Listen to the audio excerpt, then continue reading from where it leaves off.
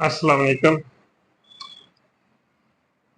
जी। मैंने short hand में जितने भी लेक्चर्स आपको दिए हैं उनके तसलसल में जो नेक्स्ट लेसन मेरा बनता है उसके हिसाब से मैं आज आपको पढ़ा रहा हूँ। In a phrase the stroke L is use to represent the word will. Will यानी कि एल जो वर्ड है वो यूज होगा विल के लिए।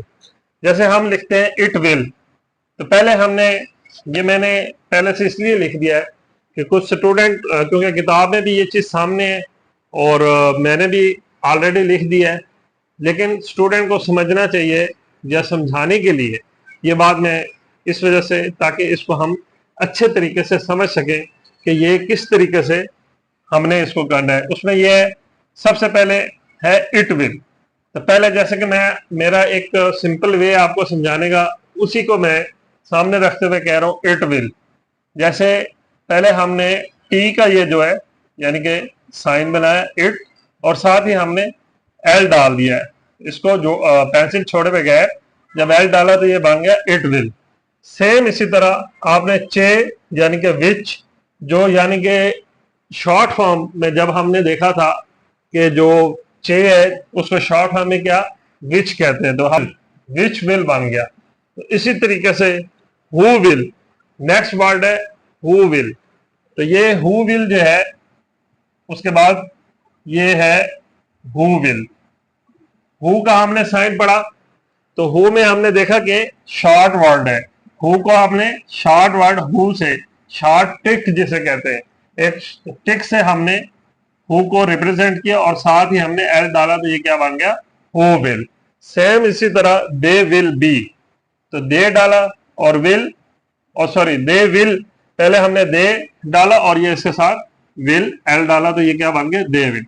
इट विल बी, इट डाला विल यानी एल डाला और ये हमने बी डाल दिया है। इसको थोड़ा सा डार्क करेंगे तो ये बी बन जाएगा, इट विल बी।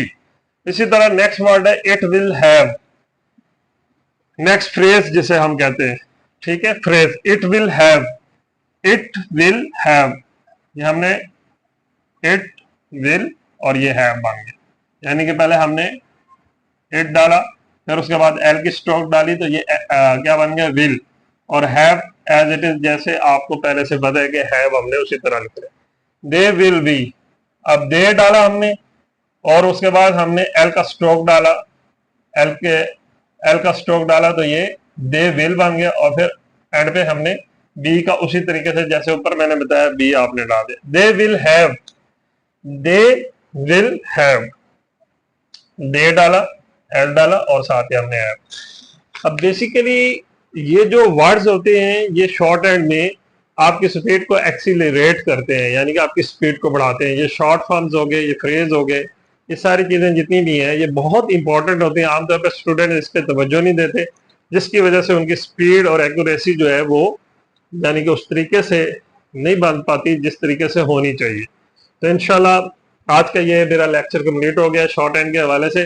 तो नेक्स्ट आने वाली वीडियो में मैं फिर आपको नेक्स्ट पढ़ाऊंगा इंशाल्लाह। और मेरे इसी तरह अगली तमाम वीडियोस के लिए मेरे चैनल को आप सब्सक्राइब भी करें, लाइक भी करें और शेयर भी करें। और इस तरह की इंफॉर्मेटिव चीज जो वीडियोस हैं उससे जुड़ने के लिए बेल के बटन को प्रेस करें ताकि मेरे आने वाली तमाम वीडियोस आप तक पहुंच सके। अपना बहुत ज्यादा ख्याल रखिएगा। Thank you very much. Mian Mauzam Ali Javed को इजाजत दें। अल्लाह हाफिज।